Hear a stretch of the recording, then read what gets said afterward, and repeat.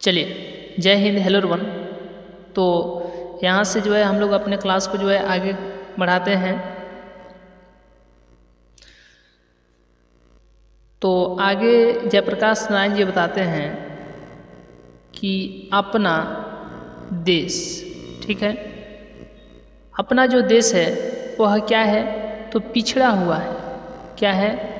अपना जो देश है वह क्या है, तो पिछड़ा हुआ है, ठीक है। इसलिए बावजूद इसके कि हमने लोकतंत्र की स्थापना की है और इसके बावजूद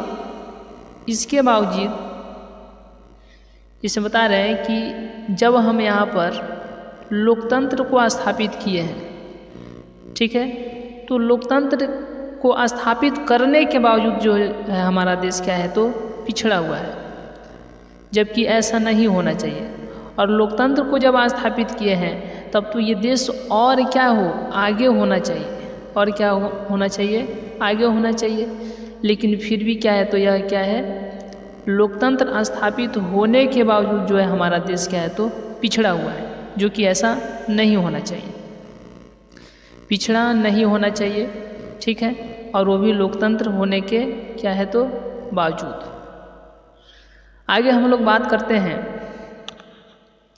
कि विकसित देशों के लोकतांत्रिक समाज में जो प्रतिप्रभावी शक्तियाँ, यानी परस्पर एक दूसरे को प्रभावित करने वाली शक्तियाँ होती है, जनमत का जो प्रबल प्रभाव प्रतिनिधियों पर निरंतर पड़ता है, जो स्वतंत्र और साहसी प्रेस, पत्र पत्रिकाओं के रोल होते हैं, शिक्षित समुदाय का जो वैचारिक और नैतिक असर होता है, इस सारे इंफ्रास्ट्रक्चर का, यानी जनता और शासन के बीच की संरचना का यहाँ नितांत अभाव है।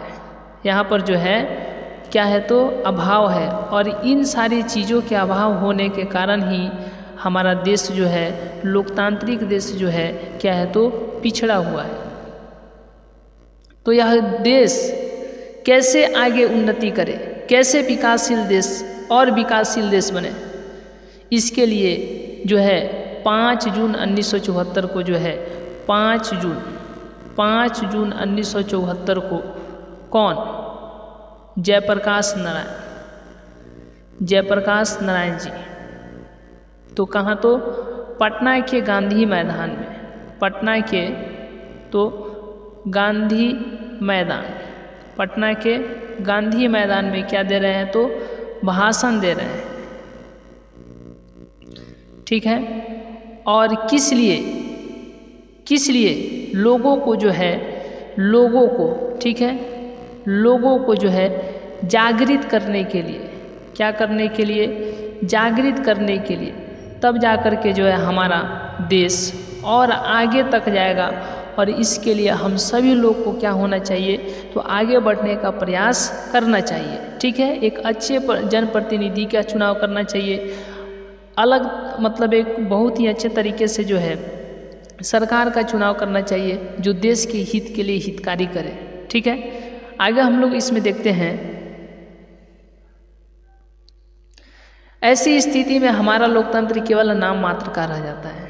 ऐसी स्थिति में जो है हमारा जो लोकतंत्र है, ठीक है, इन सारी चीज़ों का जो अभाव है, जो कि एक विकासशील देश, एक आगे बढ़ने वाले देश के लिए जो चीज़ें आवश्यक होती है, उन सारी चीज़ों का जो है हमारे देश में जो है अभाव है।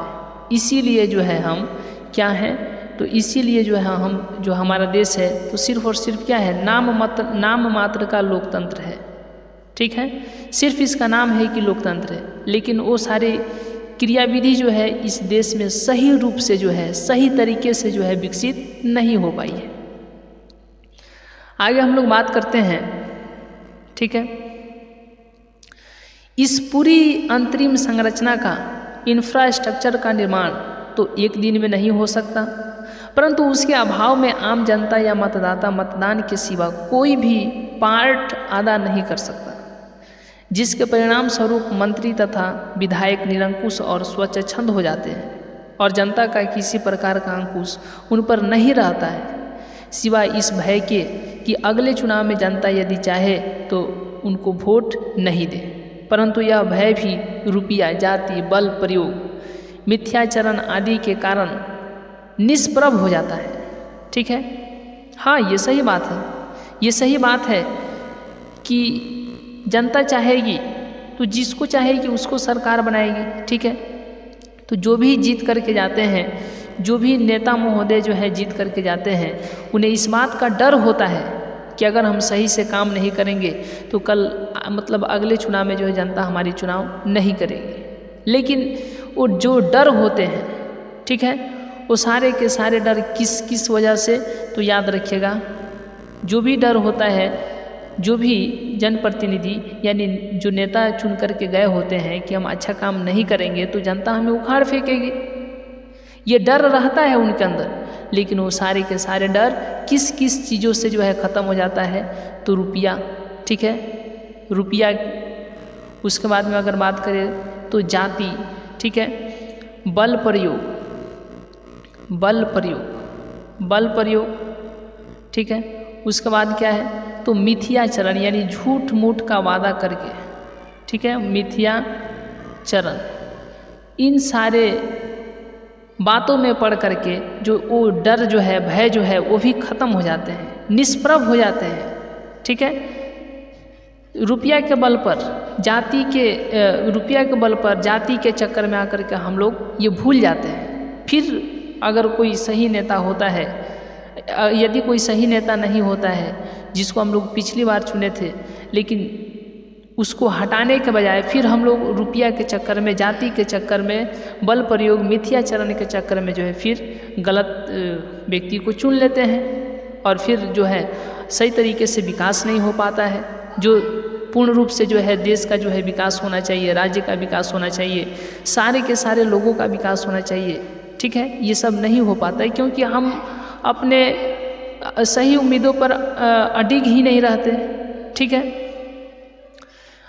अब चूंकि प्रदेश के छात्र, युवक और सर्वसाधारण जनता जागृत हो गई है, वह आगे बढ़ रही है और कुछ नया चाहती है, वर्तमान परिस्थिति में परिवर्तन चाहती है। अतः इस परिस्थिति का लाभ उठाकर मैं चाहूँगा कि आज जो असंगठित जनता है उसमें ऐसी शक्ति आ जाए कि वही आदमी, ठीक है, वही आदमी का चुनाव कर सके तथा चुनाव के बाद अपने प्रतिनिधि के आचरण पर यथासंभव अंकुश रख सके। अंकुश रहेगा तभी तो सरकार जो है, जो भी सरकार में आदमी रहेंगे, जिनकी भी सरकार रहेगी, अच्छे तरीके से काम करेंगे। अब अंकुश भी हम नहीं लगा पाए तो फिर वो अपने मनमानी करने लगेंगे।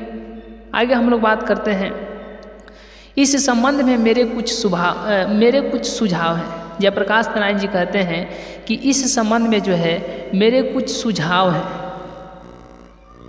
कि यह सुझाव जो है मैं लोगों को बताना चाहता हूँ, उनसे कहना चाहता हूँ कि क्या करना चाहिए कि एक अच्छे तरीके से जो है अपने राज्य को, अपने देश को जो है विकासशील आगे बढ़ाएं, सारे के सारे लोगों को जागृत कर सके, ठीक है, सारे के सारे लोग हर एक बातों को समझे और सही चीज़ का चुनाव करें। इसके लिए मेरे पास सुझाव है।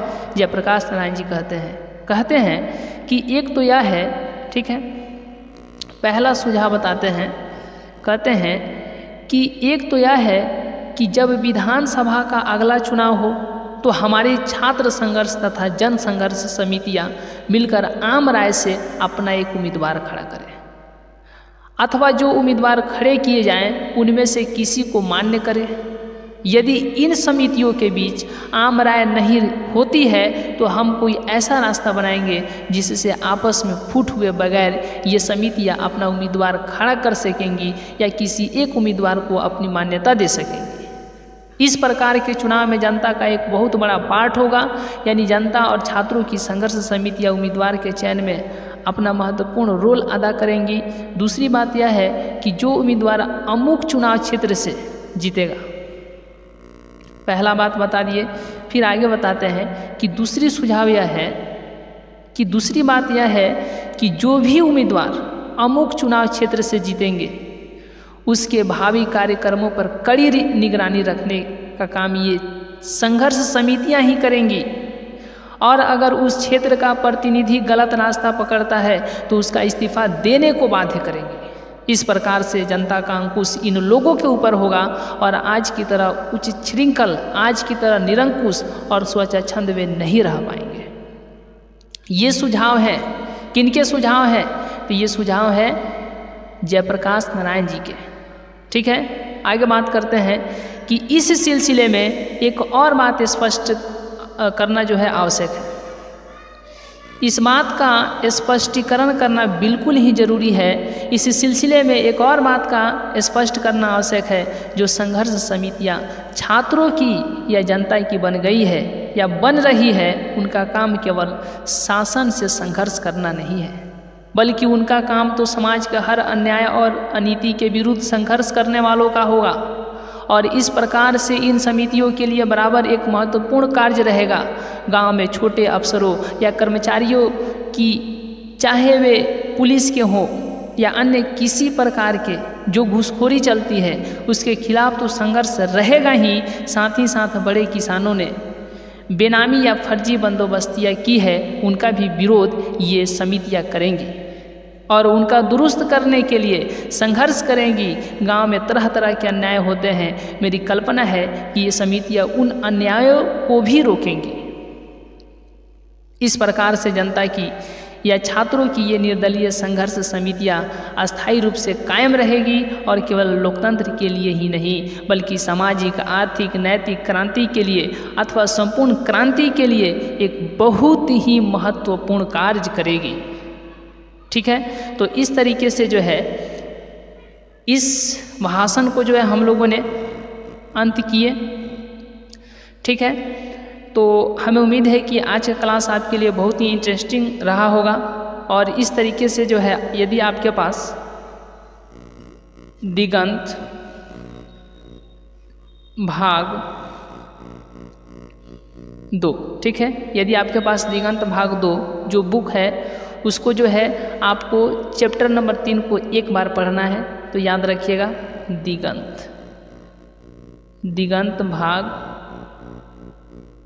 2 इस बुक के, ठीक है, जो चैप्टर 3 है जिसका नाम है संपूर्ण क्रांति, जो कि जयप्रकाश नारायण द्वारा लिखा गया है। तो इसके रचनाकार कौन है? जयप्रकाश नारायण जी हैं। तो इसको जो है एक बार आपको पढ़ना है और अच्छे तरीके से पढ़ करके समझना है। हमें उम्मीद है कि आज का क्लास बहुत ही इंटरेस्टिंग रहा होगा। तो आज का क्लास यहीं तक, मिलेंगे नेक्स्ट क्लास में, नेक्स्ट वीडियो में। तब तक के लिए बहुत बहुत धन्यवाद।